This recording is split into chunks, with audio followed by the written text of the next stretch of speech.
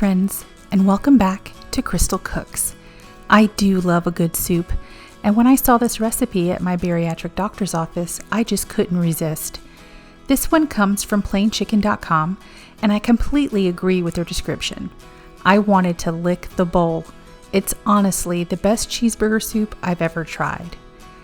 Best of all, it's made right in the Crockpot for an easy weeknight dinner, and it freezes beautifully if you want to prep it for later.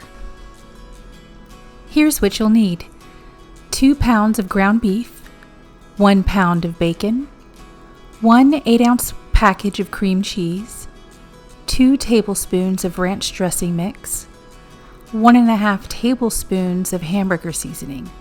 I used Thundering Longhorn brisket and burger seasoning, but beware, it can make this very spicy.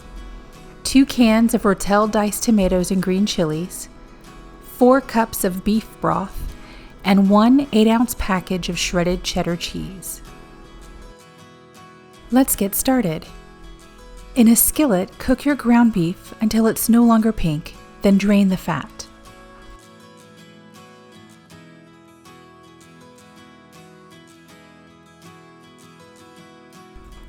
When the ground beef is cooked through, set it aside.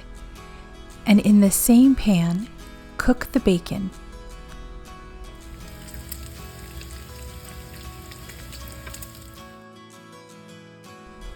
When the bacon has finished cooking, place it on a paper towel to soak up any extra grease. Then chop or cut the bacon into bite-sized pieces. Add all of the ingredients into a 6-quart slow cooker.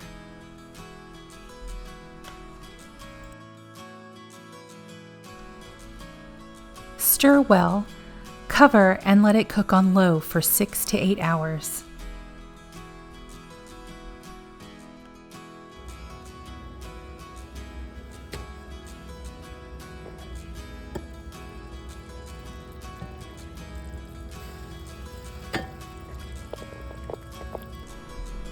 You'll know it's done when everything is melted together.